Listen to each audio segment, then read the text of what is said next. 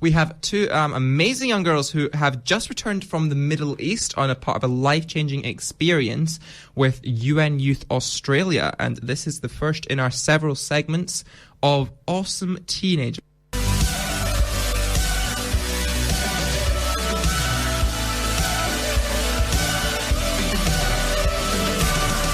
And that was the Awesome Teenagers intro we came up with. So we are here with Maddy and Manon. Say hi.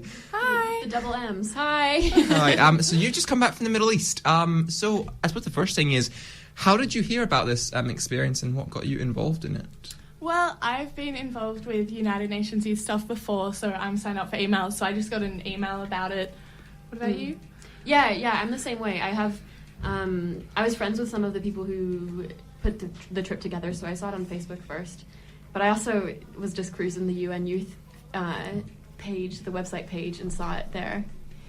Yeah, well, that's fantastic. So I suppose if you could tell us, what was the trip? What did you actually do? Go in, I suppose, chronological order. Okay, so we started in Sydney, where we all met up at UTS.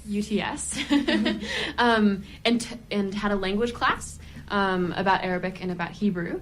And then we took a very long flight to Dubai, where we stayed for 2 days and saw lots of sights. And it was more of a get to know you thing rather than educational like the rest of the trip was. And then we proceeded to Jordan, where we met with lots of organizations in Amman, including the UNDP and UNICEF. And the Australian ambassador to Jordan, which was really interesting. Yeah. She was amazing. Yeah. From there from Amman in Jordan, we went to Petra and saw the treasury and all the amazing carvings, which was beautiful. Mm-hmm. It was definitely one of my favorite parts of the trip. Definitely. And then we went to Wadi Rum, which is a desert in the south of Jordan. And we got to spend the night camping when it was -1 degrees Celsius, I think. It was crazy. Because winter up there, isn't it? Yeah. It was snowing while we were in Jordan. So mosquitoes weren't a problem? No, okay. No bugs whatsoever. Good. And we got to... I think Wadi Rum was my favorite part of the trip because we got to... definitely. Yeah, we danced around a fire with... some Bedouin tribes people, which was really fun. And we got to camp. Mm-hmm. Okay, so, wait, you just mentioned one of your best parts of the trip. What was one of your worst parts of the trip? Like something you look back on and went, oh, damn. I think we all liked Dubai the least. Yeah. Because it was... Mm-hmm. I guess it was like being on the Gold Coast, like in Brisbane or something. Yeah. It was just big buildings and a modern setting, and there wasn't much about it that was different to the middle of Sydney. Yeah, it was quite beautiful, and we did enjoy it.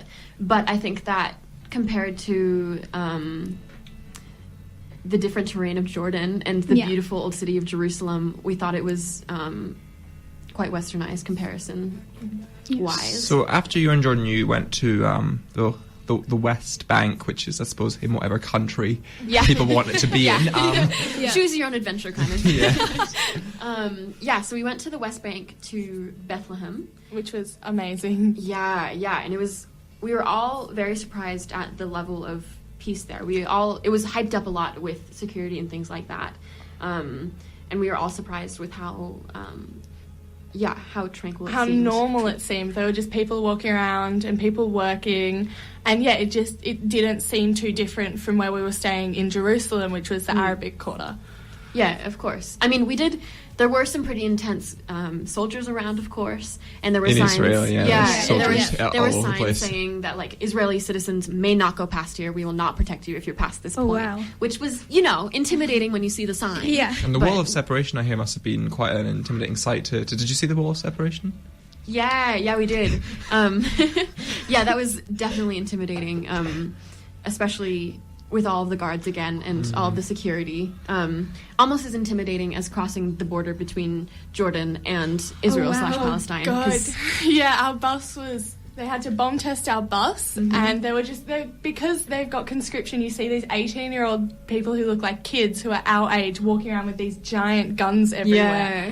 Yeah. It was only for safety, though. No battles broke out. I felt very safe there. You didn't send you somewhere unsafe. No. No, Yeah, they were so really then- careful. So what did you get up to in After- Jerusalem? Yeah, after the West Bank, we went to Jerusalem and we spent a day exploring the old city of Jerusalem, which is gorgeous within that little space. I think it's probably 1 square mile. I think. I think it was 1 square kilometre, they said. Yeah, I yeah, wasn't something sure. like that. Of just completely, like it's in walls and all of the buildings are kind of connected. Yeah, and they're all stone, and Yeah. the entryways are just these really quite Yeah. small things. And there's tunnels underground, all under the city. There are tunnels. We couldn't go in them, of course, but they're underground secret tunnels under all the Yeah. houses, which is amazing. One of the most intriguing elements of Jerusalem, at least for me, was it's actually built on a whole network of caves. And so, like, Whoa, cool. yeah. So, Sorry. So you could see like windows on the bottom of the churches sometimes that you could Yeah. see, like where old priests in the 1400s would translate the Bible and things like that. and you kind of thought that it was probably the star of some mystery novel where priests would go through caves and and do lots of things down there. Yeah, it felt very Indiana Jones-esque. Yeah, exactly. Yeah.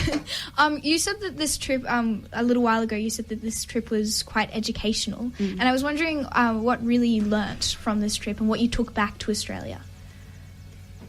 Well, our facilitators, our leaders took us, they ran kind of information sessions with us along the way. So we would learn we did one on the history of religion and one on the Arab-Israeli conflict Yep. in Israel and Palestine. So we learned a lot from them. Yeah, and then going to all the different UNDP places and things like that, we were really able to see both humanitarian work in action and also ways that the UN is trying to help these nations and the ways that donors help a lot.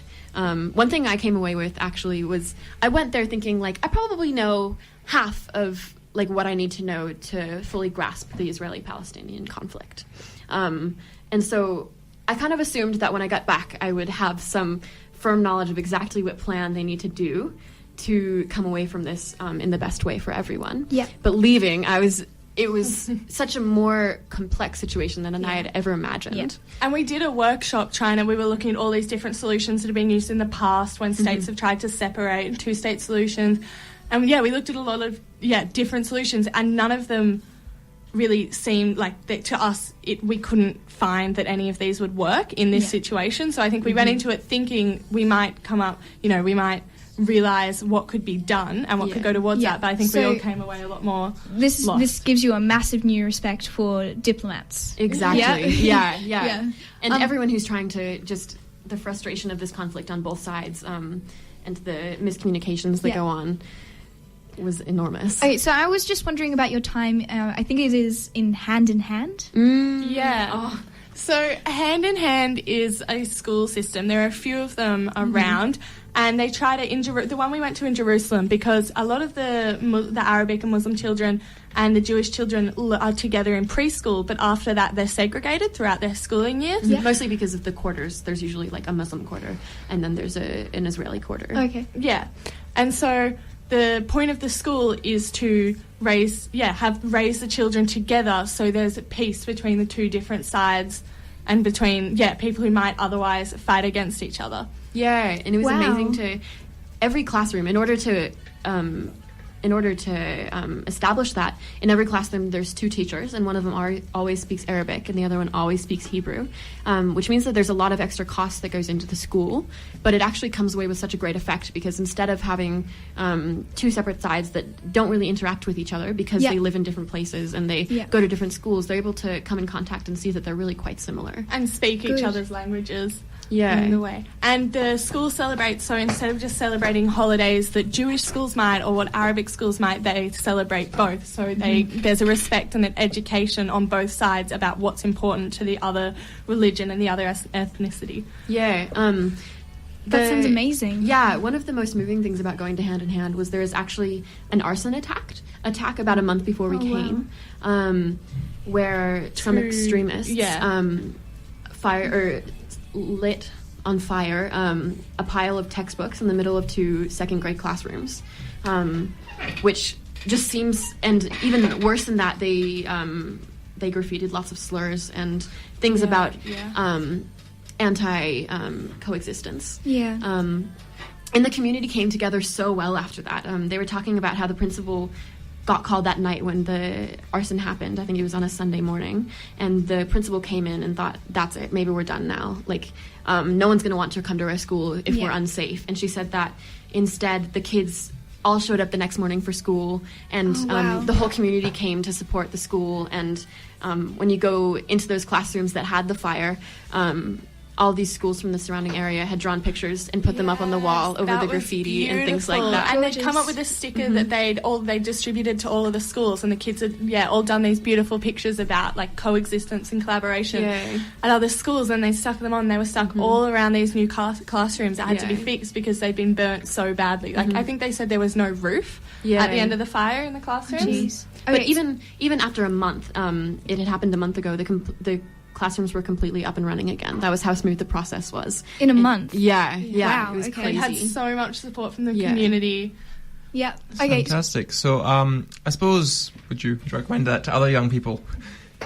Definitely. I know for me it was a life-changing experience, and I've come back and I've been at school all this week, and I've just been like, I know where I want to go, and I've been so inspired. And I've also been shown how lucky I am to live life I lead. Like, I've thrown myself into school because I've just it inspired me so much and made me feel so much lucky to be where I am. Yeah, I have to say I want to openly apologize for everyone who I've come in contact with in the past since I've gotten back, because all I want to talk about is how great Jordan is. How everyone should go to the desert in Jordan and go to Jerusalem and Dubai, and it's amazing.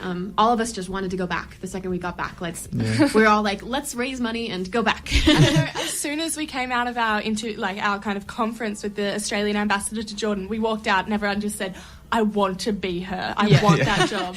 Straight after that. Well, thank you very, very much for coming in and sharing that with us today, girls. This has been Maddy Waddoups, is that how you say your show name? And Manon McPherson Harrington, who go to Canberra Girls Grammar and Narrabundah College, respectively. Thank you very much for coming in.